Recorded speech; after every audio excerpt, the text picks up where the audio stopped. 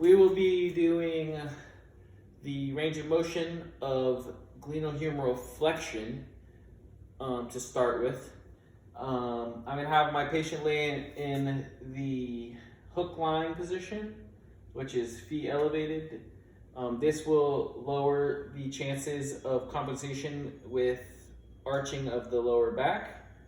So what I'm going to do is have my patient flex her arm upward as far as you can. Good job.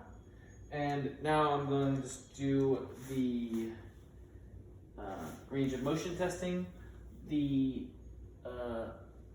I'm going to put the axis point at the humeral head, and then I'm going to have the stationary arm line with the midline of the thorax, and the movement arm is going to go towards the lateral epicondyle.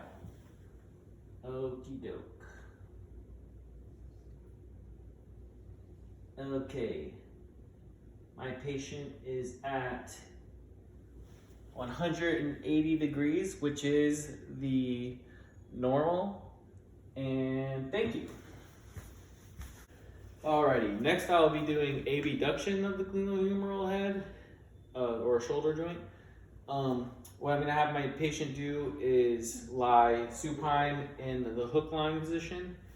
This again will take away the arching of the lower back, which is a compensation, as well as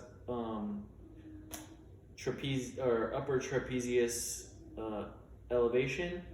What we're going to have my patient do is palm up and raise her arm over her head. There you go. Make sure she's not compensating. She's not.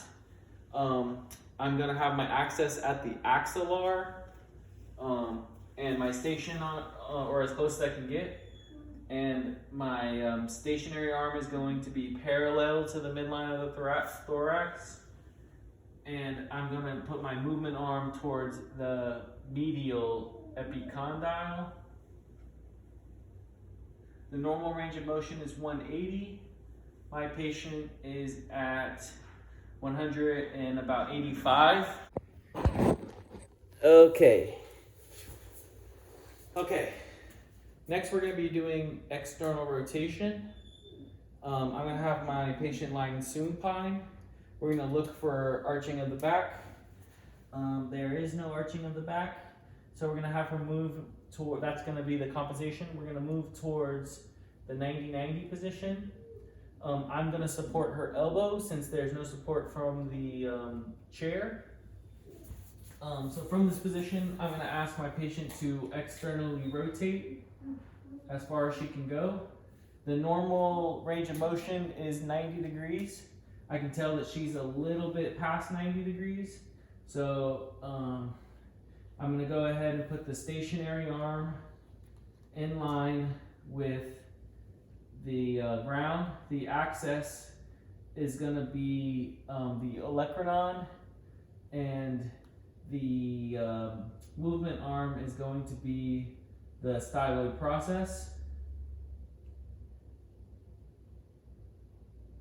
Alrighty, so my patient has 96 degrees range of motion, which, like I said, is just a little bit past 90 degrees, which is the normal. Alrighty, next we're going to be doing internal rotation. So I'm going to have my patient lying supine again.